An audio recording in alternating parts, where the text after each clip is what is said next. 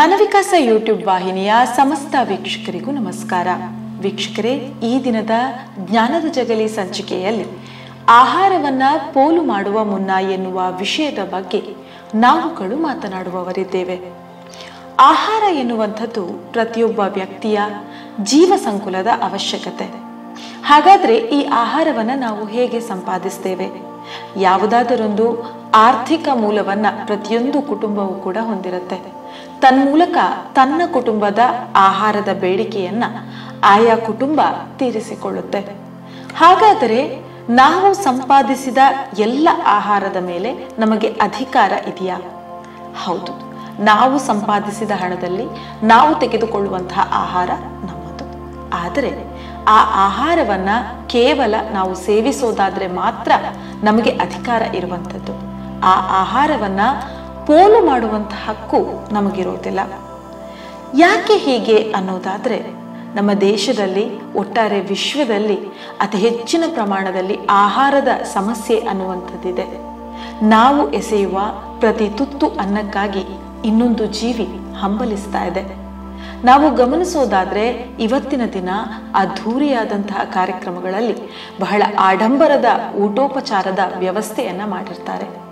ಆ ಕಾರ್ಯಕ್ರಮದ ನಂತರ ಅಲ್ಲಿ ಎಸೆಯಲಾದ ತ್ಯಾಜ್ಯವನ್ನ ನೀವು ಗಮನಿಸೋದಾದ್ರೆ, ತಿಂದದ್ದಕ್ಕಿಂತ ಹೆಚ್ಚಿನ ಪಾಲು ಕಸದ ಪಾಲಾಗಿರೋದನ್ನ ನೀವು ಗಮನಿಸಬಹುದು. ಹೀಗ್ಯಾಕೆ ಅನ್ನೋದಾದ್ರೆ, ನಾಗರಿಕ ಸಮಾಜ ಆಹಾರವನ್ನ ಹೇಗೆ ಕಾಪಾಡಿಕೊಳ್ಬೇಕು, ಹೇಗೆ ಸೇವಿಸಬೇಕು ಅನ್ನುವ ನೈತಿಕತೆಯಿಂದ ಇವತ್ತಿನ ದಿನ ದೂರವಾಗ್ತಾ ಇದೆ. ಯಾಕೆ ಹೀಗೆ? ಮುಖ್ಯವಾಗಿ ನಾವು ಮತ್ತು ನಮ್ಮ ಮಕ್ಕಳಿಗೆ ನಾವು ಆಹಾರದ ಪ್ರಾಮುಖ್ಯತೆಯನ್ನ ತಿಳಿಸಿಕೊಡ್ತಾ ಇಲ್ಲ.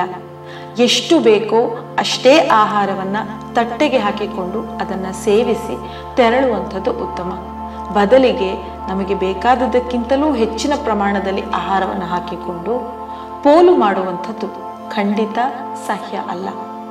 ಇವತ್ತು ನಾವು ತಿಂತಿರುವಂತಹ ಅಥವಾ ನಾವು ಪೋಲು ಮಾಡಿ ಎಸೆತಿರುವಂತಹ ಆಹಾರವನ್ನ ಬೆಳೆಯೋದು ಸುಲಭದ ವಿಷಯವ ಅನ್ನೋದಾದ್ರೆ ಅದು ಕೂಡ ಖಂಡಿತ ಸುಲಭದ ವಿಷಯ ಅಲ್ಲ.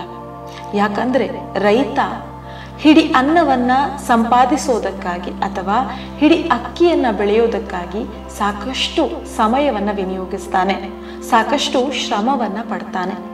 ಅಂಥ ಆಹಾರ ಸಂಸ್ಕರಣೆಗೊಂಡು ನಮ್ಮನ್ನ ತಲುಪಿದ ನಂತರ ಸಿದ್ಧರೂಪದಲ್ಲಿರುವಂಥ ಆಹಾರವನ್ನು ನಮಗೆ ಬೇಕಾದ ರೀತಿಯಲ್ಲಿ ನಾವು ಪರಿವರ್ತಿಸಿ ಸೇವಿಸುವಾಗ ನಾವು ಸೇವಿಸೋದು 10%, ನಂತರದಲ್ಲಿ 90%ದಷ್ಟನ್ನು ನಾವು ಈ ರೀತಿಯಾಗಿ ಪೋಲು ಮಾಡ್ತೇವೆ ಅನ್ನೋದಾದರೆ ಅದನ್ನು ಬೆಳೆದಂತಹ ರೈತನಿಗೆ ನಾವು ನೀಡುವಂತಹ ಗೌರವ ಏನು ಅನ್ನೋದನ್ನು ನಾವು ಪ್ರಶ್ನಿಸಿಕೊಳ್ಬೇಕು.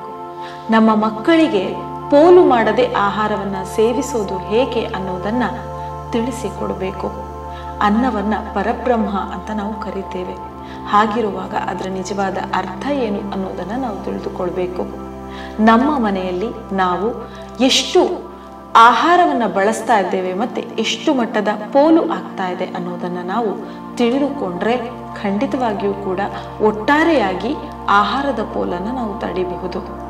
ಇಷ್ಟು ಮಾಹಿತಿಯ ಜೊತೆಗೆ ಈ ದಿನದ ಸಂಚಿಕೆಯನ್ನ ನಾನು ಇಲ್ಲಿಗೆ ಕೊನೆಗೊಳಿಸ್ತಾ ಇದ್ದೇನೆ. ಇಂತಹ ಇನ್ನೊಂದು ವಿಶೇಷ ಸಂಚಿಕೆಯ ಜೊತೆಗೆ ನಿಮ್ಮನ್ನ ಮತ್ತೆ ಭೇಟಿಯಾಗ್ತೀವಿ. ನಮಸ್ಕಾರ.